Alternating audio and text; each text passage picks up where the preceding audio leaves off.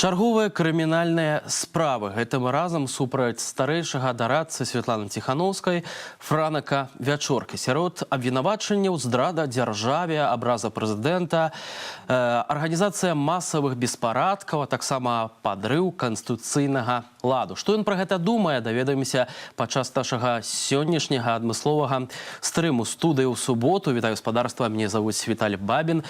І на пачатак прапаную спадарству кароткі анонс падзеяў за апошнія сотні. Без самахвальства Лукашенко распавёў дэталі миссии АДКБ у протестовый Казахстан. Вся эта операция, вплоть до деталей, была разработана двумя президентами России и Беларуси в течение 1 часа. Солидарность с белорусскими политвязнями по всем свете. Мне, конечно, это очень помогает, потому что, сами понимаете, что морально меня поддерживать нужно тоже. А Дашу, я думаю, что она еще просто не знает об этом комиксе. 4,5 сотні пацярпелых населеных пунктаў, якіх бедаў яшчэ нарабіў цыклон Эльза. Паводле Генеральной прокуратуры Казахстану за час пратэстаў у моргі краіны былі дастаўленыя целы 225 асобаў. Сярод іх 19 целаў сілавікоў. Калі казаць пра пацярпелых, то іх Генеральная прокуратура налічыла больш за 4,5 тысячы чалавек. Тым часам Александр Лукашенко выхваляецца місіяй АДКБ, якую яны разам з Уладзімірам Пуціным распрацавалі ўсяго за 1 гадзіну. Юлія Лабанова. Поздравляю вас, дорогие друзья, с завершением этой миротворческой операции. Благодарю вас. Гэтак на аэрадроме ў Мачулішчах Лукашенко сустракаў вайскоўцаў, якія завяршылі аперацыю ў Казахстане. Спынілі чарговую каляровую рэвалюцыю, кажа галоўнакамандуючы. Переброска контингента стран-союзниц ОДКБ в кратчайшие сроки устранила угрозу разрушения государства, обеспечила стабилизацию ситуации и восстановление конституционного порядка в стране. Подзяліўся Лукашенко, з ягоных словаў, без хвальбы и падрабязнасцямі рыхтавання миссии. Вся эта операция, вплоть до деталей, была разработана двумя президентами России и Беларуси в течение 1 часа. Был намечен замысел, и Министерство обороны под руководством Шойгу и Хренина детализировали в генеральных штабах замысел 2 президентов, и уже через несколько часов вылетели первые самолеты в Казахстан. Замест дыялогу улады Казахстану далі сілавы адпор пратэстоўцам. 5 студзеня, праз 3 дні пасля пачатку хваляванняў, прэзідэнт Касым-Жомарт Токаев папрасіў дапамогі АДКБ. Затым даў дазвол сілавікам страляць без папярэджання. Сёння міністр обороны Беларусі Віктор Хрэнін пацвердзіў ранейшыя словы Лукашэнкі, што заданне ўдзелу беларусаў у місіі складаецца ва ўзмацненні аховы стратэгічных вайсковых и дзяржаўных аб'ектаў Казахстану. Уласныя мэты мог пераследаваць і Лукашенко. Таким образом, он пытается показать значимость Белоруссии как страны и его лично на международной арене как активного игрока, и не просто активного игрока, а участника большой политики, примерно на том уровне, как Российская Федерация. Касым-Жомарт Токаев даручыў праваахоўным органам Казахстану правесці расследаванне гэтак званых беспарадкаў. У актыўных гарадах усцяж працягваюцца затрыманні. Абапіраючыся на звесткі МУСа і падлікі праваабаронцаў, лік затрыманых па краіне ацэньваюць на больш як 10 тысячаў чалавек. Паводле начальніка службы крымінальнай праследу Генеральнай прокуратуры Казахстану загінулі 225 асобаў, тым ліку 19 сілавікоў, больш за 4 тысячы параненыя. Только в одном Атрау задержали и пытают более 400 человек, участников митингов, мирного митинга. Пытают на стадионе «Динамо» в Атрау. Этот факт зафиксирован в других областных центрах, в других городах, и в особенности в Алматы. Тоже проводятся массовые задержания, массовые пытки.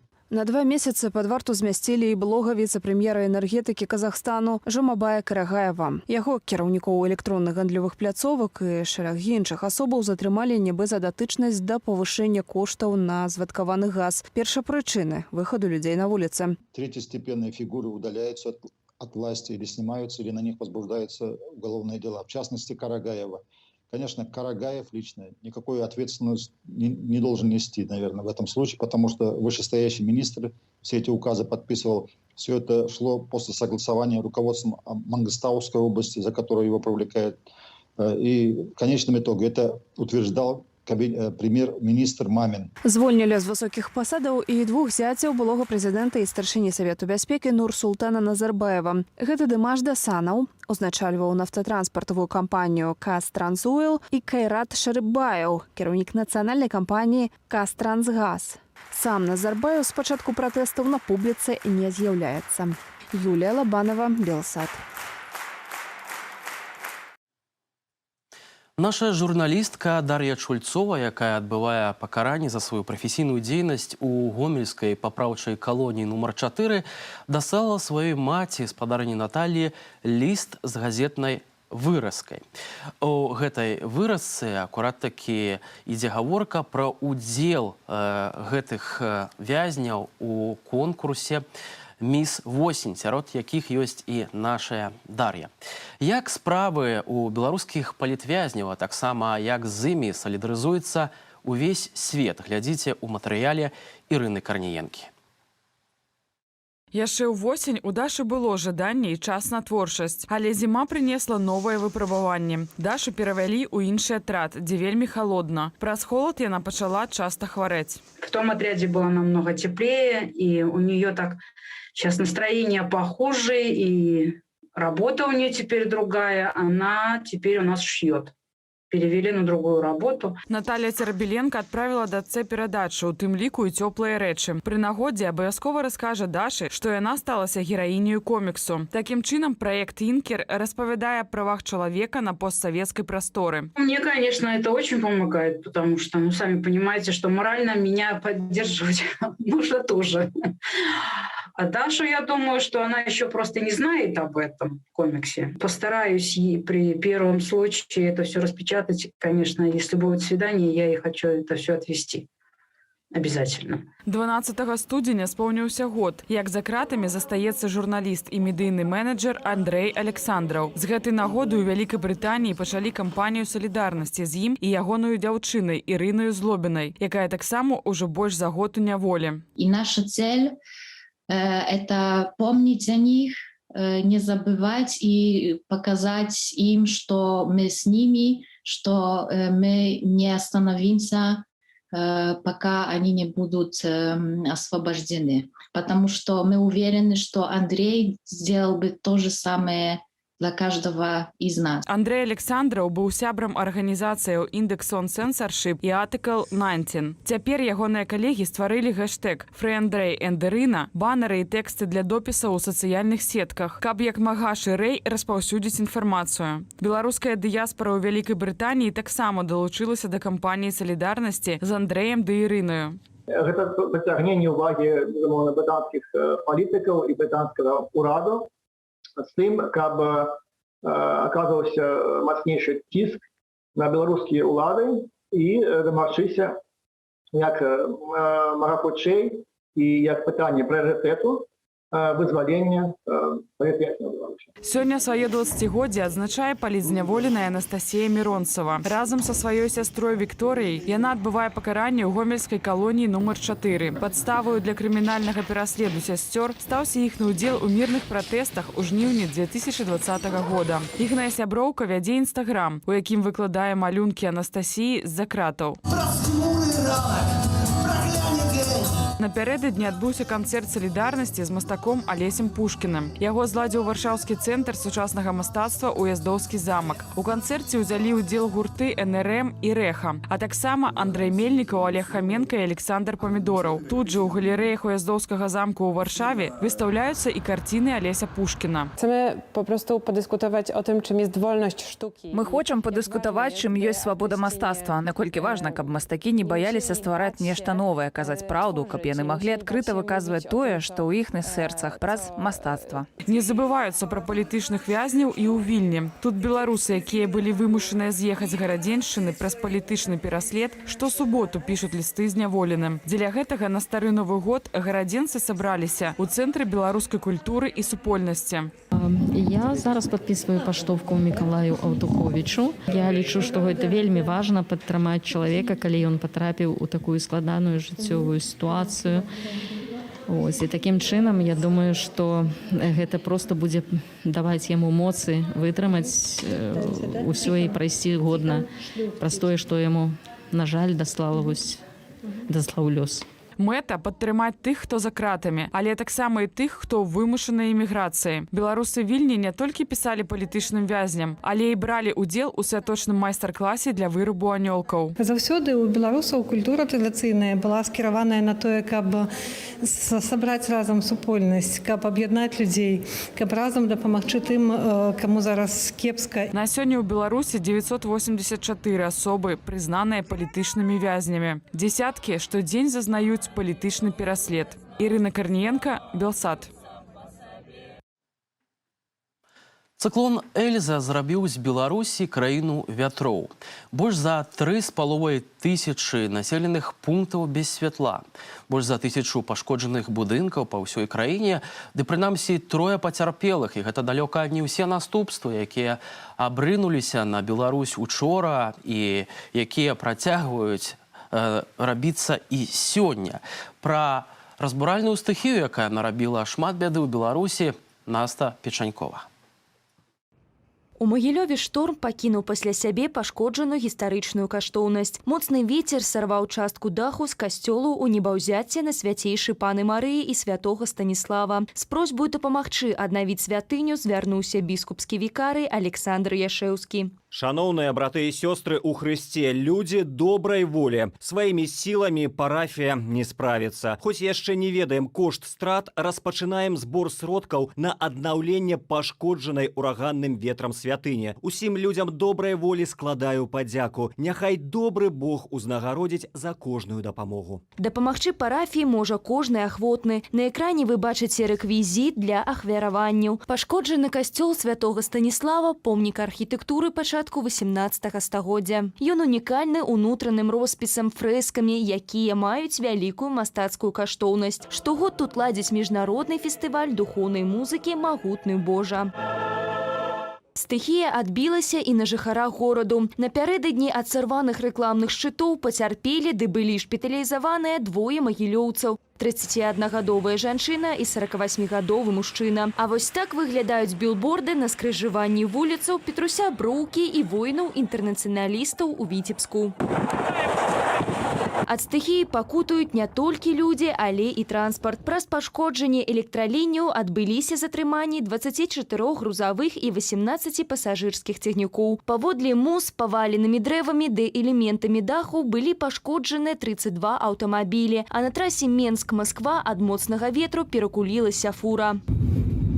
Усяго ў выніку непагадзі пацярпелі 485 паселішчаў, 178 з іх у Менскай вобласці. Наступствы ўрагану цягам дня ліквідавалі спецыяльныя службы. Паводле Міністэрства лясной гаспадаркі, праз ураган у Мінскай вобласці давядзецца правесці санітарнае высяканне на плошчы 11 гектараў. Сёння, як паведамляюць нашыя чытачы, надвор'е ў Беларусі палепшала. Вецер сцішыўся, пацяплела, а ў некаторых гарадах нават з'явілася сонца. Наста Печанькова, Белсат.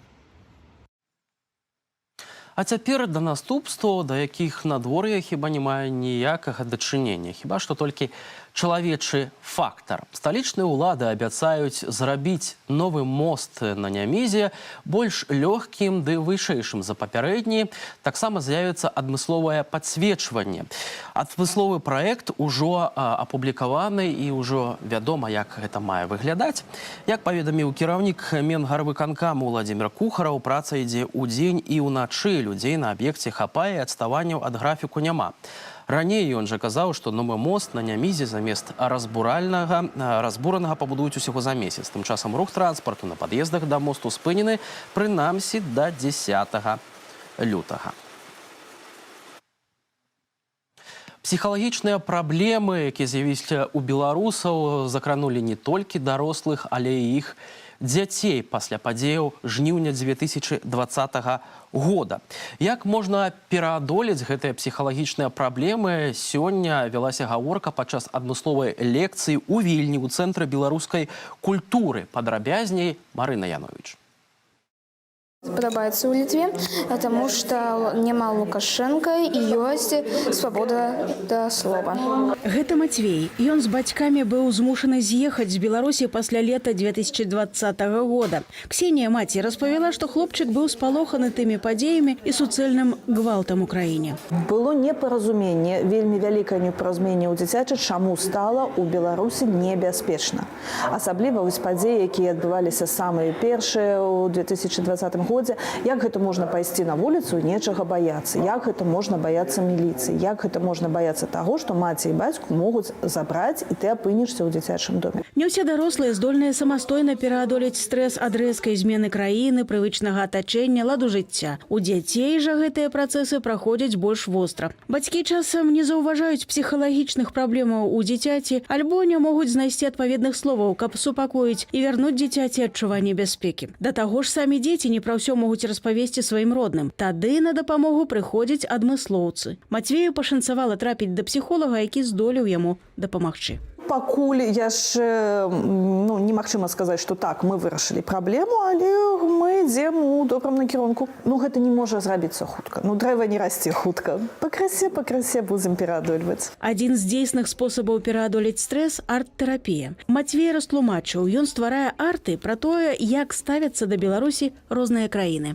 Гэта З'яднёныя Штаты Амерыкі, гэта Еўрапейскі Саюз, гэта Беларуская Народная Рэспубліка, гэта Каралеўства Беларускае, гэта Расійская Федэрацыя, гэта Літва, гэта Польшча, гэта Чэхія, якія падзержваюць наш БЧБ. Псіхалагічную дапамогу вымушаным эмігрантам, дарослым ды іхнім дзецям у Вільні заарганізавала грамадская арганізацыя «Дактары за праўду і справядлівасць». Яе кіраўнік Олег Дарашкевич нагадвае, дбаць пра психічны стан особы необходимо не менее за физичный. Мы знаем, что постоянный стресс, он приводит в конце концов к неврастении, а потом и к психическим болезням. Прежде всего, безусловно, надо, чтобы у родителей наладилась жизнь. Когда семья живет комфортно, но ребенок сразу тогда расслабляется и его здоровью ничего не угрожает. Консультанты организации «Дактары за праўду і справядлівасць» даюць бацькам практычныя парады. Трэба тэрмінова рабіць захады, калі дзіця робіцца палахлівым, трывожным, замкнёным, калі парушаецца сон, апетыт, часта мяняецца настрой. Гэтыя сімптомы сведчаць пра тое, што маленькі чалавек не можа сам справіцца са стрэсам, і яму трэба дапамога. Марина Янович, Белсат. Спадарства ўжо цяпер у нашай стрымавай студыі Белсат, суботняй студыі з'явіўся Артём Праскаловіч, адказны ў пытаннях заканадаўства ў сферы канстытуцыйнага будаўніцтва з Народнага антыкрызіснага ўправлення. Вітаю. Добрый вечер. Спадар Артём, адразу хацеў бы запытацца вось наконт па слядах учорашніх падзеяў. Ператрусы ў магілёўскіх журналістаў прыйшлі да незалежных журналістаў, да фрылансераў, таксама ўварваліся у рэдакцыю незалежнага тэлебачання 6 BY. Падаецца, ўжо незалежнае медыяполе ў Беларусі цалкам зачышчана. Аднак мы бачым на гэтых кадрах зноўку урываюцца ў аўтаматах, у касках, крычаць там, ляжаць на пол кайданкі. Навошта это вся вось паказушнасць, калі так зразумела, што ўжо незалежных журналістаў фактычна не засталося ў краіне? Ну, во-первых, продолжается зачистка перед референдумом и перед курсом на удержание власти бесконечное, пожизненное Александром Лукашенко. Естественно, удержание власти силовое, потому что ничего предложить белорусскому народу он не может, и необходимо держать людей в постоянном страхе.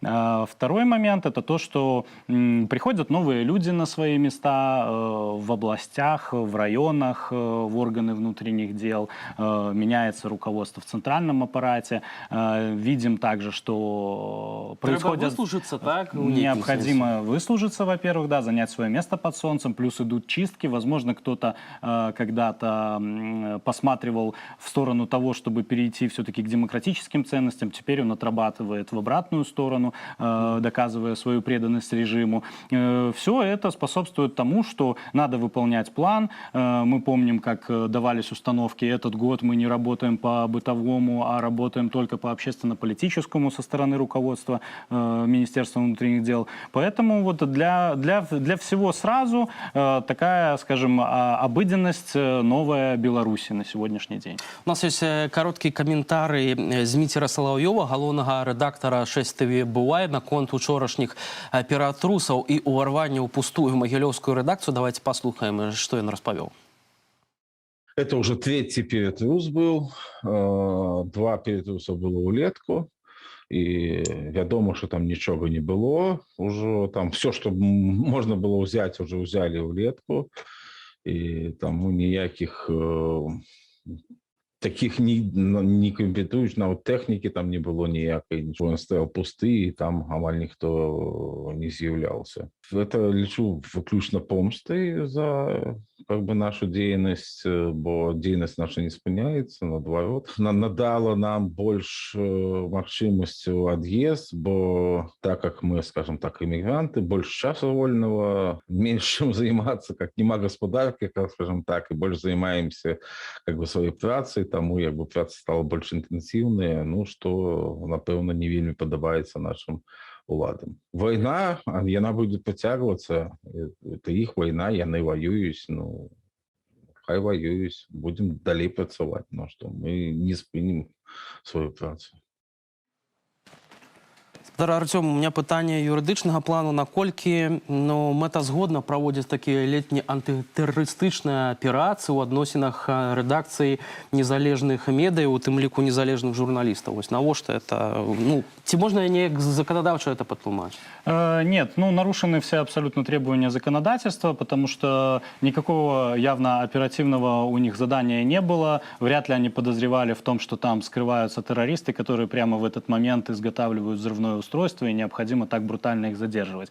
Очевидно, что эти кадры сняты по мотивам дела Зельцера, когда погиб сотрудник КГБ. Мы видим, как они показательно, показушно снимают кадры, как они теперь уже правильно двигаются, как они там прикрывают друг друга, сколько у них обмундирования, опознавательных знаков, их команды. Но опять же мы наблюдаем разгромленный офис, не там обыск, досмотр, выемка не проводится таким образом, нет необходимости разрушать имущество, принадлежащее человеку, при поиске и сборе доказательств. Вы узгадали тое, што ідзе зачыстка перад так званым рэферэндумам. Мы, прынамсі, наколькі я памятаю, на гэтым тыдні размаўлялі пра тое, што да сёння не зробленая афіцыйная заява, калі ж мусіць адбыцца, у якую дату гэты рэферэндум. Аднак зараз актыўна ідзе агітацыя на прадпрыемствах дзяржаўных за тое, каб ісці і галасаваць за новую канстытуцыю. Як гэта адбываецца? Ці вам вядомы нейкія канкрэтныя факты і таго, як людзей заахвочваюць прийти на выборчие участки, проголосовать за легализацию монархии в Беларуси? Мы видим кадры с этих обсуждений, которые ярко, символом Беларуси на сегодняшний день, к сожалению, являются. То есть вот буквально с коллегами обсуждали, что если раньше, глядя на такие кадры упадка в предприятиях, на производствах, можно было говорить, что власть еще не довсюду дошла, не везде разобралась и навела порядок, то сейчас можно констатировать, что режим достиг своего потолка, и вот от этой точки будет только падение вниз, будет только хуже. Будут разбиты окна, холодные цеха, люди в телогрейках, пуховиках и так далее на производстве, где должна быть нормальная температура и комфортные условия труда. Людей просто в отрыве от рабочего времени собирают для таких вот псевдообсуждений с одной стороны, с другой стороны, как обычно у нас дают разнарядки о том, что надо выделить там 2-3 человека от класса, от школы, и таким образом проходят эти добровольно-принудительные собрания. собрания. На что хотел бы обратить внимание? Проходит в нарушение законодательства, потому что референдум не назначен на сегодняшний день, и, соответственно, говорить о том, что это проводится в рамках агитации за вопрос, вынесенный на референдум, не приходится. При этом остается тогда рассматривать это как массовые мероприятия, и я уверен, что как массовые мероприятия они не оформляются. Соответственно, идет речь о нарушении законодательства о массовых мероприятиях. На что мусила б звернуть увагу Центральная выборчая комиссия, а разом з тым вось ідзе заклікі да ўдзелу ў гэтым рэферэндуме, і таксама ўлады прапаноўвалі актыўна абмяркоўваць, ці падтрымліваюць яны праект новай канстытуцыі, праект зменаў у старую канстытуцыю ці не. І вось адзін з жыхароў Гомельскай вобласці, дакладней з вёскі Церуха, напісаў ліст у мясцовую газету з нагоды абмеркавання новай канстытуцыі. І паводле папярэдняй інфармацыі на Мікалая Віцькава, так завуць затрыманага, хочуць завесці крымінальную справу за распальванне варожасці. Ён выказаў сваё меркаванне пра змены, якія плануецца ўносіць у гэтую канстытуцыю. Як вось гэта патлумачыць? Такого кшталту? Ну, полагаю, конечно, что гражданин Беларуси, ответственный, прочитав тот проект, который предлагают, мог не стесняться в выражениях, и представители режима могли найти, к чему придраться. Но даже если он фактически бы говорил о тех недостатках, которые есть в проекте, если пытаться его осмысливать предметно, с юридической точки зрения, то, конечно же, попытка пойти против курса режима, да еще к тому же обоснованная, она является поводом для того, чтобы такого человека осознанного отработать. Ну, казаць, калі агулам пра гэты рэферэндум, ведаем пазіцыю народнага антыкрызіснага ўправлення, прыйсці на выбарчыя участкі, паставіць крыжыкі на супраць усіх варыянтаў адказу. Аднак ці ёсць увогуле ў гэтым сэнс? Бо, в прынцыпе, у такой дзяржаве, як Беларусь, не кантраліруецца нават колькасць гэтых падпісных лістоў. Мы ведаем пра масавыя фальсіфікацыі падчас папярэдніх прэзідэнцкіх выбараў. Яны могуць намаляваць якія заўгодна лічбы, якую заўгодна яўку. І таму многие задаются пытанием, то навошта тады прыходзіць на гэты рэферэндум? Потому что спокойная, тихая кампания, без какого-либо сопротивления со стороны белорусов, это именно то, что нужно режиму. Мы находимся сейчас с вами в той точке истории Республики Беларусь, в которой мы находимся только лишь благодаря тому, что граждане Беларуси в 2020 году массово пришли на избирательные участки, чтобы совершить единое действие, протестное. Ведь мы все понимаем, что никто не голосовал за Светлану Тихановскую как будущего политика, который будет реализовывать экономические и политические преобразования в Республике Беларусь. У нее была четкая позиция, кампания, предвыборная программа. Это прекращение репрессий, освобождение политических заключенных, таких как Виктор Бубарико и другие, которые Тихановский Сергей, и Статкевич, и Северинец Павел, они уже на тот момент все сидели. И проведение новых, честных, демократических, прозрачных выборов. Вот. За это голосовали белорусы. Их требования никуда не делись. У них сейчас есть возможность, используя определенный процесс, механизм, инструментарий, продолжить поддерживать свои требования активным действием. Это с точки зрения действия. С точки зрения юридической референдум признается состоявшимся, если на него пришло, если за вопрос, вынесенный на референдум, проголосовало более половины списочной численности избирателей. Это более 3,5 миллионов человек. И поскольку режиму надо достигнуть таких высоких цифр и показателей, фальсифицировать это будет гораздо сложнее. А нам, соответственно, гораздо проще будет доказывать наличие этих фальсификаций. Будут снова сбои в работе системы, это все будет на виду, она уже травмирована, это будет очередной болезненный удар для режима, который может привести к непредсказуемым и положительным для нас последствиям. Аднак ці ёсць тут таксама адказнасць за людзей, тому што, я думаю, улады могуць якую заўгодна прыдумаць пад гэты момант правакацыю, нават стварыць, напрыклад, нейкі крымінальны артыкул за сапсаванне гэтых выбарчых бюлетэняў.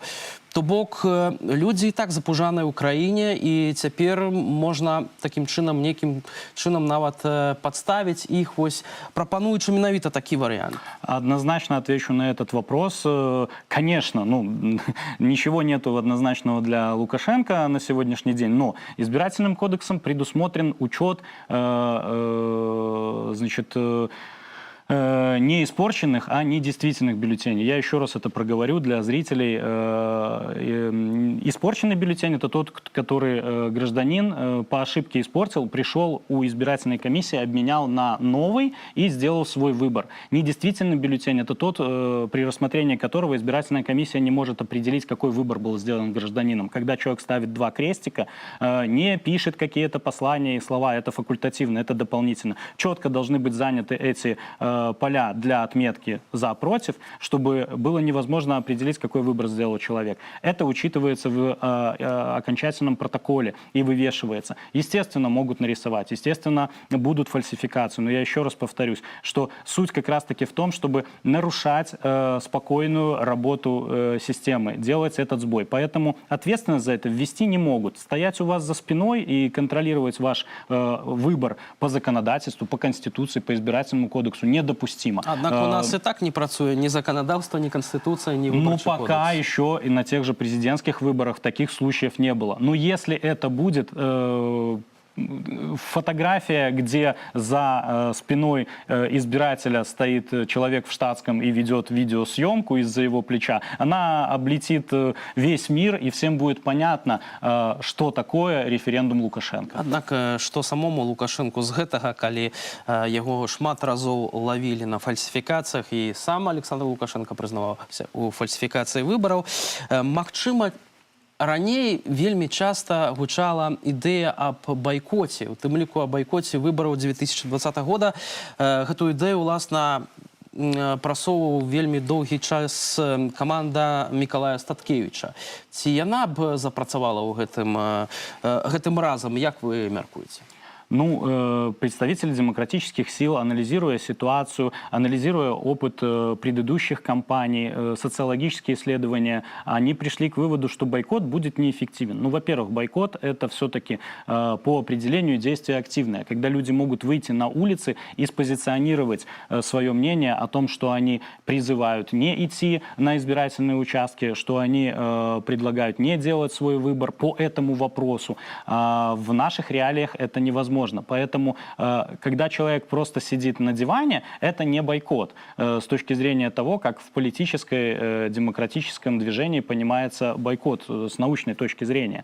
И опять же, ориентируясь на цифры, которые получены были в ходе социологических исследований, было видно, что большинство белорусов хотят пойти на избирательные участки и тем или иным образом сделать свой выбор как в поддержку Конституции, так против, так и следуя предложению демократических сил. А по поводу вашего комментария, что для Лукашенко не важно, как раз-таки очень важно, потому что ему в преддверии президентских выборов докладывал Комитет государственной безопасности, что нельзя рисовать цифру больше 64%. Ему эту цифру нарисовала Лидия Ермошина, но он потребовал от всех нарисовать цифру 80% в самый последний момент, когда уже были подготовлены все документы для оглашения.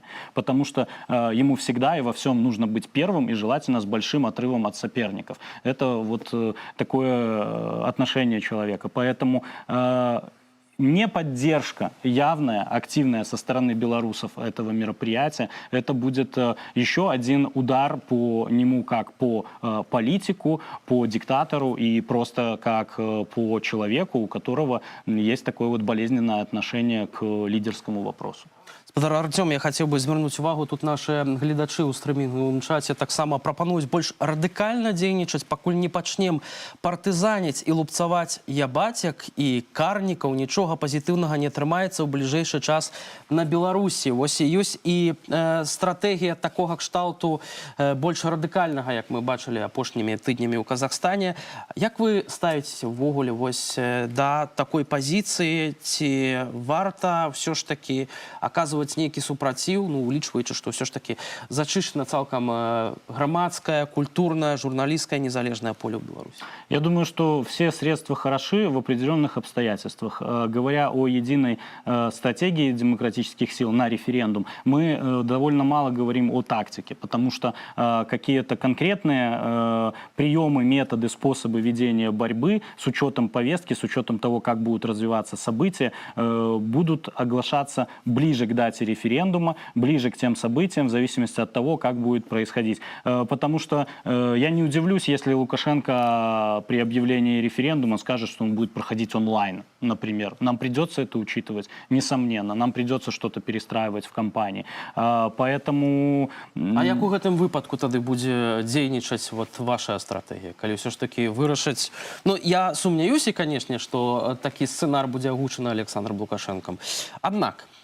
Ну, будем работать и над этим вопросом. Сложно сейчас на ходу просчитывать все возможные варианты, тем более как бы в одного, тогда, когда садится за стол широкий круг участников и придумывает не только, как реагировать на повестку режима, но и то, как задавать свою. И мы наблюдаем, что с момента объявления кампании как раз-таки идет реакция со стороны режима, которая еще усугубляется событиями в Казахстане.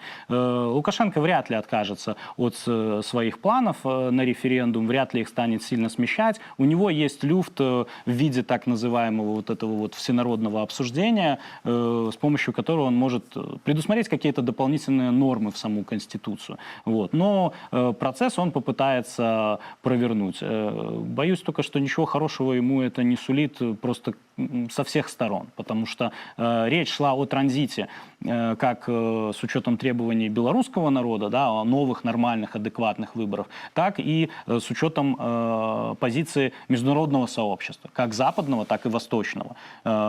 Ведь и из того же Кремля были всегда сигналы о том, что разрешить общественно-политический кризис в Беларуси нужно, можно, возможно, тому поводом и инструментом станет очередная избирательная кампания. Вот как мы видим, на сегодняшний день Лукашенко абсолютно однозначно дает понять, что как минимум до 2024 года никаких избирательных кампаний в Беларуси не будет. И все ж таки, ці можна чакаць падчас гэтага плебісцыту нейкіх нечаканак, напрыклад, неспадзянак, магчыма, сам Лукашенко, праведзячы гэты рэферэндум, аб'явіць, што большасць народу не падтрымала паправак у Канстытуцыю, таму ён застаецца надалей кіраўніком Беларусі, альбо, напрыклад, вы ж самі працавалі ў адміністрацыі прэзідэнта, напэўна, ведаеце і ўжо заўважылі, што ён любіць гэтую лічбу 80, не менш за 80%, альбо бліжэй, ці нейкія могуць быць нечаканыя лічбы ўзнікнуць, тым больш, што змяніўся кіраўнік Цэнтральнай выбарчай камісіі?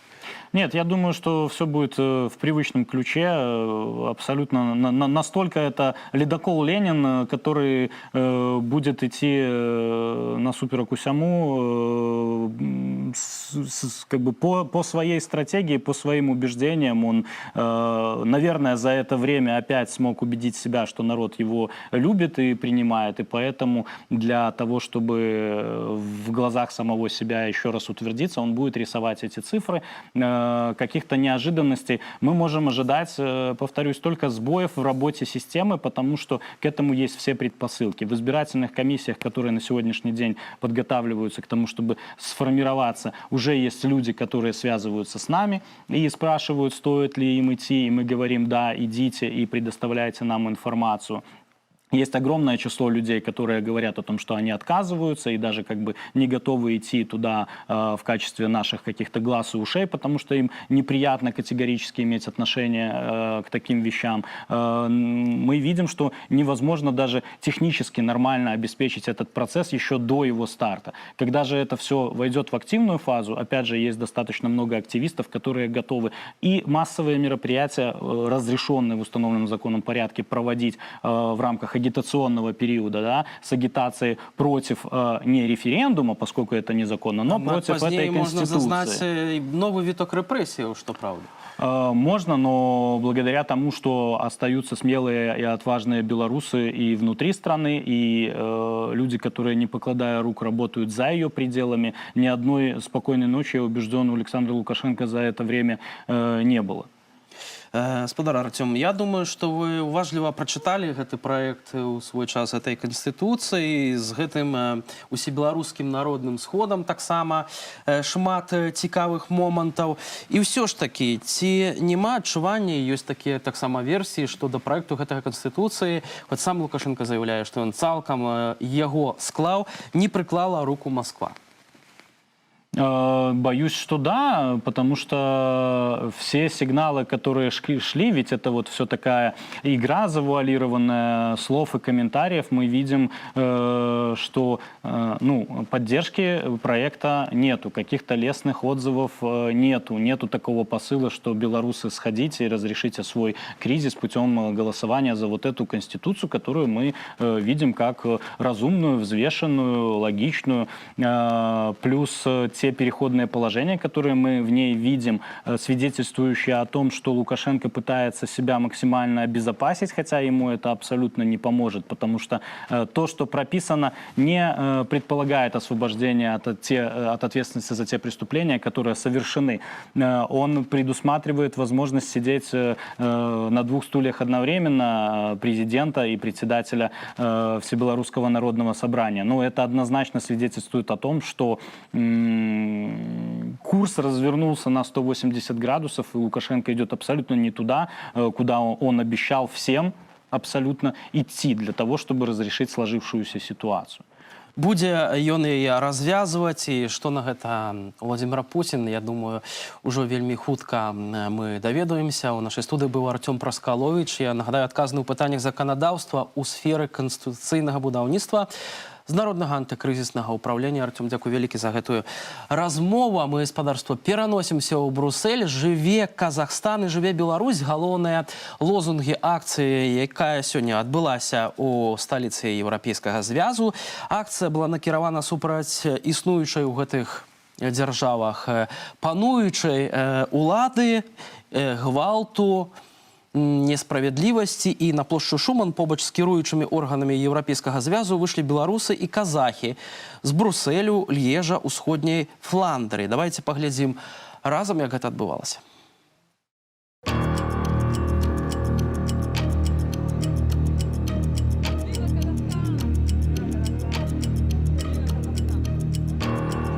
Я лічу, што падтрымаць гэта наш таксама грамадскі абавязак. І сёння мы тут разам з казахстанскім народам, каб сказаць ім, выказаць словы падтрымкі і салідарнасці.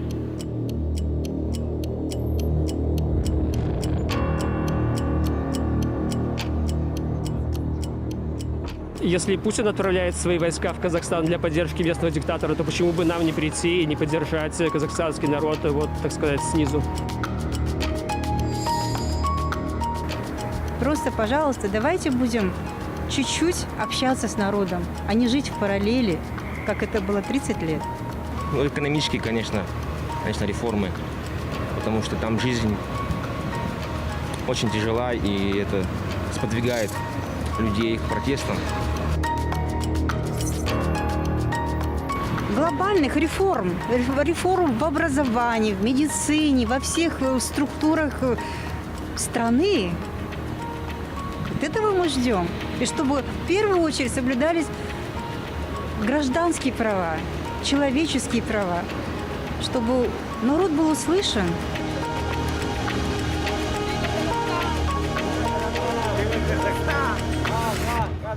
Алга, Казахстан! Алга, Казахстан! Алга, Казахстан!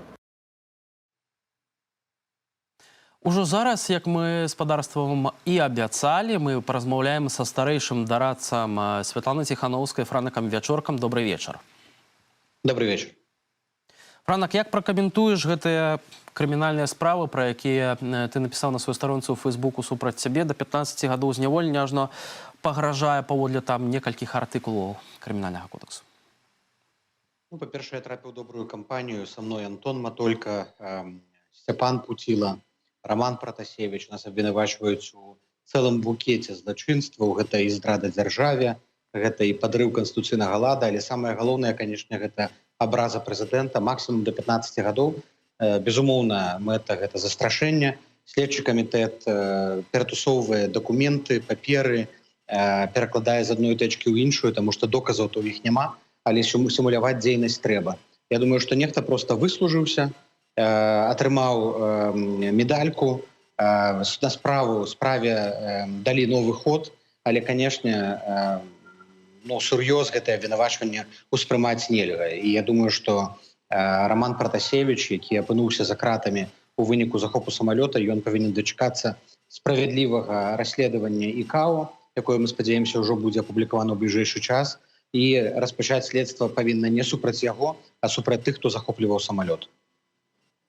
Ну, акурат такі адзін з тых, хто захопліваў гэты самалёт, аднак даваў прынамсі загад гэта зрабіць. Александр Лукашенко сёння выказаўся пра місію АДКБ ў Казахстане і прынамсі заявіў пра тое, што яны разам з Владзімірам Пуціным распрацавалі гэты план па ўварванню ў пратэставую краіну ўсяго за 1 гадзіну. Ён заўважыў, што гэта не самахвальства, хаця Лукашенко кажа, што гэта не так. Усё ж такі ці можам мы расцэньваць як нейкае выхваленне і з іншага боку на тле татальнага ігнору і непрызнання з боку краінаў Захаду. І на каго самае галоўнае гэтае пасланне разлічнае? Ну, гэта смешна гучыць. Тут Лукашенко распавядае, як ён звоніць Пуціну і кажа: «А давай-ка, Володя, мы увядзем зараз у войскі Казахстан, там наш брат Назарбаев і Такаев мучаюцца з пратэстоўцамі». Безумоўна, гэта самахвальства, безумоўна, гэта спроба падняць сабе цану, але ў нейкай ступені гэта таксама перастрахоўка. Гэта гарантыя, што калі падобная сітуацыя адбудзецца ў Беларусі з Лукашэнкам, то Пуцін, Такаев, іншыя сябры па АДКБ не кінуць і таксама дапамогуць брату Лукашенко увесці войскі. Але я думаю, што сур'ёзна гэтае слово ніхто не ўспрымае. Тое, што сёння адбывалася ў Мачулішчы, гэтае пастраенне, гэтыя пафасныя словы Лукашэнкі пра тое, што мы перамаглі ў гэтай вайне, вы сапраўдныя героі, гэта проста здзек. Тое, што там... Але чыя гэта вайна? Чыя гэта вайна? Ці гэта нашая вайна? Ну, па-першае, гэта не вайна, гэта расправа казахскага дыктатара над сваім народам. А па-другое, гэта тая аперацыя, тая справа, дзе нашых вайскоўцаў быць не павінна. І гэтая справа, яна падымае больш шырокія, больш важныя пытанні, такія як удзел Беларусі ў АДКБ. Ці патрэбны ён нам? Ці павінны беларускія вайскоўцы знаходзіцца на тэрыторыі іншых дзяржавах пры такіх сітуацыях? На наш погляд, не. Франак, у той же час прэзідэнт Узбекістану Шаўкат Мірзіёеў адказаў на заўвагу Лукашэнку пра тое, што ў гэтай краіне можа адбыцца дзяржаўны пераварот, і сказаў дакладна наступнае. Днямі з боку кіраўнікоў некаторых дзяржаў былі зробленыя неабгрунтаваныя заявы аб тым, што Узбекістан павінен атрымаць урокі з падзеяў, якія адбыліся ў Казахстане. Размяшаем усім неабходным патэнцыялам і моцы для адэкватнага рэагавання на любую пагрозу. Пра што кажа вось гэта адказ прэзідэнта Узбекістану Александру Лукашэнку? Ой, ні пра што не кажа. Тут сапраўды дыктатары трымаюцца адно за аднаго. Для краінаў Цэнтральнай Азіі, для іх сітуацыя з Такаевым досыць трывожная, а Лукашенко, як прадстаўнік Беларусі, ён сапраўды мае вялікі ўплыў на гэтую сітуацыю. Таксама паводле іхняга меркавання ён мае ўплыў у тым ліку на Расію. Таму гэта можна ўспрымаць толькі як палітычны, піяраўскі, камунікацыйны крок. Ну, разом з тим Олександр Лукашенко увесь час параўноўваў падзеі ў Казахстане з падзеямі ў Беларусі ў 2020 годзе. Хаця, нейкіх дакладных паралеляў, канешне, тут не можа быць. Усё ж такі, у чым ёсць хаця б нейкая ў гэтым логіка? І самае галоўнае, навошта ўвесь час гэтае параўнанне? Каб запужаць беларусаў вось такой рэвалюцыяй, якая пачалася ў Казахстане, якая мусіла адбыцца, але не адбылася? Каб запужаць беларусаў, па-першае, каб беларусы пабачылі, што нават калі, маўляў, перамагае пратэст, тады прыходзяць войскі і душаць рэвалюцыю крыві. Гэта таксама спроба пераканаць сваіх прыхільнікаў і абацек, а таксама сілавікоў, тым, што заўжды будзе сіла, заўжды будзе Масква, якая ў крытычны момант падтрымае. Але ёсць вельмі шмат адрозненняў, на якіх мы павінны рабіць акцэнт. Тое, што беларускі пратэст усё-такі ён быў вынікам фальсіфікацыі выбараў, ён быў звязаны не з эканамічнымі патрабаваннямі, а з патрабаваннямі дэмакратыі. У Беларусі пратэст быў больш масавы, калі мы возьмем колькасць жыхароў у Казахстане і ў Беларусі. І, безумоўна, мірны характар, з якім можна спрачацца, можна пагаджацца, але ён зрабіў наш пратэст больш устойлівым. І мы бачым, што адрозненне ад Казахстана міжнародная ўвага, міжнародная рэакцыя на падзеі у Беларусі значна больш моцная. На захадзе то, што я бачу у еўрапейскім звязе ці у ЗША, яны не ведаюць альбо асцярожнічаюць, калі даюць ацэнкі падзеям у Казахстане. Разам з тым, вось гэтая Москва, якая мусіць прыйсці на дапамогу ў любы час, нельга не ўзгадаць пра тое, што ўжо чацвёрты з 2018 года змяняецца пасол Расіі ў нашай краіне. Гэтым разам Барыс Грызлоў будзе амбасадарам. Чаму так часта Москва мяняе кіраўнікоў дыпламатычных місій у нашай краіне? Сапраўды часта мяняе. Для Москвы пазіцыя амбасадара ў Беларусі мае вялікае значэнне. Туды трапляюць сапраўды толькі лаяльныя людзі, яны прыязджаюць з пэўнай місіяй. Гэта было і ў выпадку пасла Мезенцава, і тых, хто былі да яго. Ну і ў Грызлова, які, ў прынцыпе, вельмі прыбліжаны да Пуціна і з'яўляецца адным з кіраўніком адзінай ідэолягаў, адзінай Расіі. Гэта таксама місія, гэта задача. Я думаю, што для Москвы вельмі важна трымаць Беларусь у сваёй арбіце, але разам з тым я не думаю, што яны маюць ілюзію што да Лукашэнкі. Лукашенко вельмі шмат абяцае. Лукашенко абяцаў ім прызнанне Крыма яшчэ нядаўна. Лукашенко абяцаў ім, што падпішу ўсе дарожныя карты, але мы бачым, што пасля той сустрэчы з абяцаннем падпісаць дарожных карт прагрэсу ніякага не было. І візіт у Крым, які Лукашенко абяцаў і да якога Москва яго так схіляе, пакуль што не адбыўся. Таму я думаю, што таксама Расія гуляе сваю гульню, і нам, беларусам, трэба быць вельмі уважлівымі. І уважлівымі тым, што робіць Лукашенко, і ні ў якім разе яму не верыць, таму што ён ніякі не абаронца незалежнасці. Але і трэба разумець, што ў Масквы таксама свае могуць быць пляны, і цяпер Масква не можа сабе дазволіць, каб у Беларусі перамагла дэмакратыя, але мы не перастаем тлумачыць, і не перастаем казаць, што мы гатовыя размаўляць. Але гатовыя размаўляць пры мове, што беларускі суверэнітэт і незалежнасць не прадаюць. Все ж таки Барыс Грызлоў такі адданы Пуціну чалавек, а разам з тым быў дасланы раней у Беларусь амбасадарам Расіі ў нашай краіне Михаил Бабич, і з ім, канешне, праз нейкі час Лукашенко уступіў у контра і ўсё ж таки папрасіў яго забраць назад у Москву. Ці з Барысам Грызловым можа здарыцца такая ж сітуацыя, што Лукашенко будзе незадаволены празмернай актыўнасцю гэтага чалавека? Яшчэ пакуль што рана казаць. Все-таки Грызлоў не Бабич, і сітуацыя, калі быў Бабич, і цяпер вельмі адрозніваецца. Але ў Лукашэнкі магчымасцяў зараз неяк лавіраваць нашмат менш. Ён зараз значна залежны ад Расіі, яму трэба дэманстраваць сімвалічную лаяльнасць увесь час. І то, што прынцыпе Лукай робіць, гэта і, я думаю, што сімвалічнай лаяльнасцю і можна апісаць. Ці будзе там канфлікт? Будзе. Ці будзе канфлікт у 22-м годзе паміж Лукашэнкам і Масквой? Адназначна будзе. Магчыма, мы гэта не заўважаем ці не хочам заўважаць, але там няма ніякай любові, шчырасці і так далей. Сярод чыноўнікаў, якія акружаюць Лукашэнкі, таксама вельмі рознае стаўленне да Расіі. Сярод чыноўнікаў, якія знаходзяцца зараз па той бок барыкадаў, якія пакуль што не перайшлі на бок народу, напрыклад, нема разумення, чаму Лукашенко так зацята кінуўся падтрымліваць Расію. Як толькі будзе прададзена першае прадпрыемства, як толькі Лукашенко публічна прызнае Крым, альбо зойме больш актыўную прарасійскую пазіцыю, будзе ўзмацняцца раскол унутры наменклатуры адназначна. І таксама беларускае войска пры любых такіх рухах Лукашэнкі, яно не будзе маўчаць. Тое, што адправілі зараз міратворчы кантынгент, гэта можа быць яшчэ і неяк праскочыць міма, не будзе мець наступстваў, але ў цэлым, па нашай інфармацыі, сярод беларускіх вайскоўцаў ёсць вельмі супярэчлівае стаўленне і да гэтай аперацыі, і да апошніх прарасійскіх выхадаў Лукашэнкі. А што маецца на ўвазе? Гэта сярод тых, хто адправіўся туды, ці тыя, хто непасрэдна знаходзіцца ўнутры Беларусі? Не, тыя, хто адправіліся, это ж збольшага кантрактнікі, наёмнікі, удзельнікі сіл спецыяльных аперацый, якія знаходзяцца на заробку, і яны, як правіла, туды трапляюць па ўласнай волі, альбо падаюць заяўку, альбо па рэкамендацыі.